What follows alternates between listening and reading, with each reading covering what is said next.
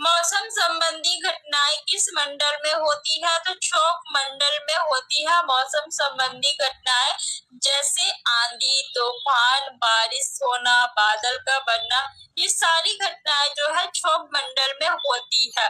सप्ताप मंडल में मौसम संबंधी कोई भी घटनाएं नहीं होती है, इसलिए इस मंडल में वायुयान चलाने की आदर्श दशा पाई जाती है। यानी वायुयान जो चलाया जाता है वो किस मंडल में चलाया जाता है? समताप मंडल में चलाया जाता है।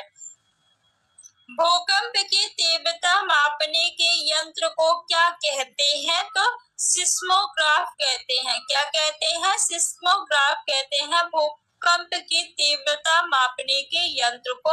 ऑप्शन नंबर 2 आपका सही है। पर्यावरण शिक्षा में समस्या समाधान विधि का गुण है। क्या गुण है?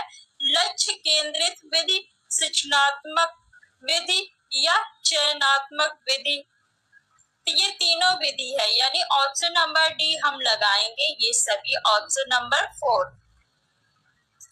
छोटी कक्षाओं में पर्यावरण अध्ययन विषय में रुचि उत्पन्न करने के लिए पढ़ाने का तरीका होना चाहिए।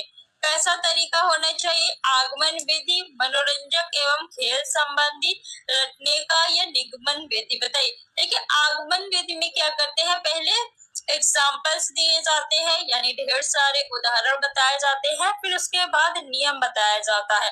तो छोटी कक्षाओं की बात की जा रही है, तो ये तो नहीं होगा। मनोरंजक एवं खेल संबंधी बिल्कुल सही है। छोटे बच्चों को अगर आप खेल के द्वारा या मनोरंजक तरीके से सिखाएंगे तो वो अच्छे से सीखेंगे, उनमें रुचि उत्पन्न होगी। रटना, देखिए रटना तो आपका निगेटिव वर्ड है। निगमन विधि में क्या होता है? पहले नियम बताया जाता है, फिर उदाहरण बताया जाता है। तो ऑप्शन नंबर 2 आपका जो है वो बिल्कुल सही है। कुडुख कहाँ के लोगों की भाषा है? तो कुडुख जो है वो झारखंड के लोगों की भाषा है। मिजोरम की नहीं है, ना मणिपुर की है, ना अरुणाचल प्रदेश की है। कहाँ की है? झारखंड के लोगों की भाषा है कुडुख। और ये क्वेश्चन सीटेट में पूछा गया है, आप लोग ध्यान रखिएगा।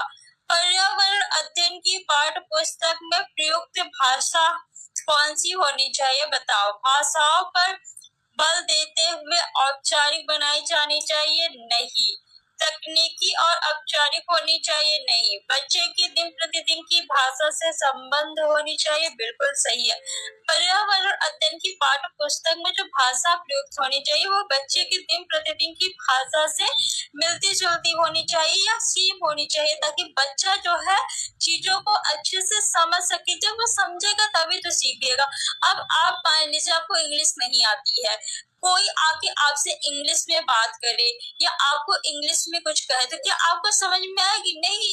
लेकिन अगर वही बात वो आपकी भाषा में बोले, जो भाषा आपको आती है, तो आप उसको समझेंगे।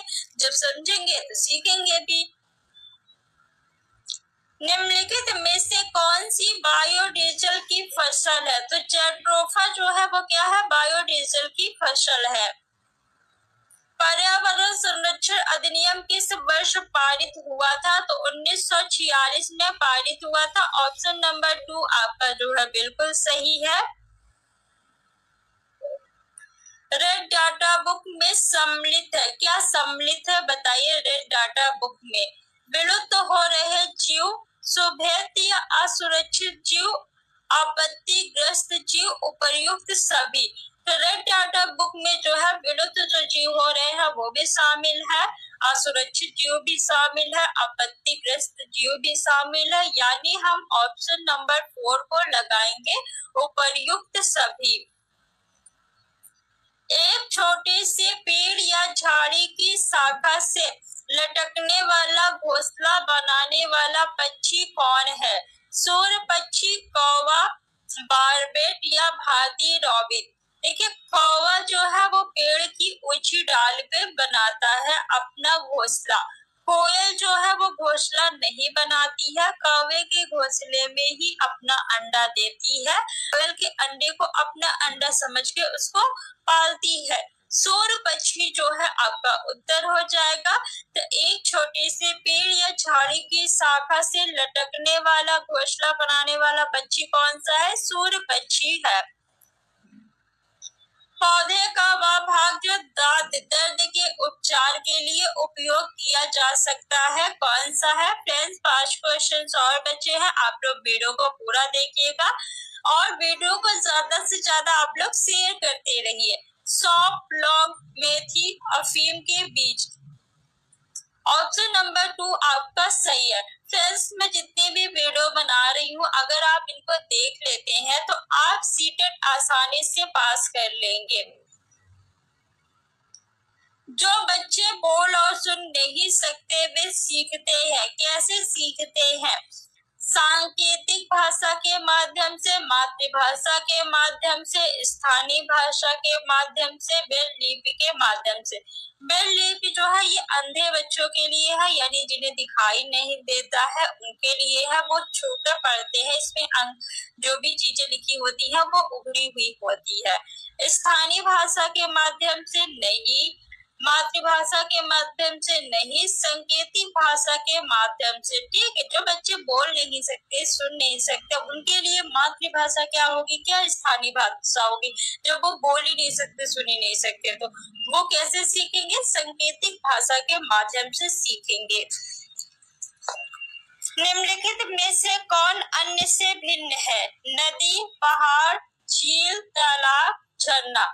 बताइए कौन इनमें से भिन्न है? तो पहाड़ जो है इनमें से भिन्न है। नदी, झील, झरना जो है इन सभी में पानी रहेगा, लेकिन पहाड़ पे क्या पानी रहेगा? नहीं।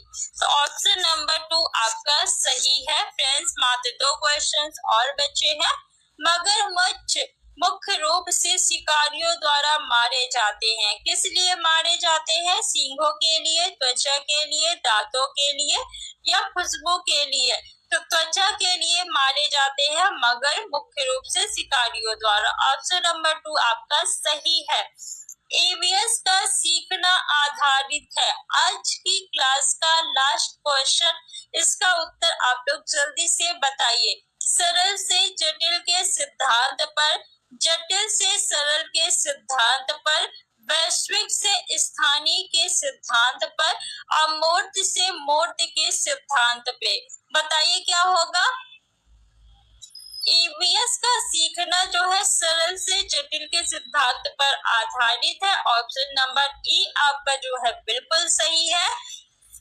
तो फ्रेंड्स आप लोग ऐसे ही और वीडियो देखने के लिए चैनल को सब्सक्राइब कर लीजिए और इस वीडियो को आप लोग ज्यादा से ज्यादा अपने फ्रेंड्स में शेयर करिए। Thanks for watching.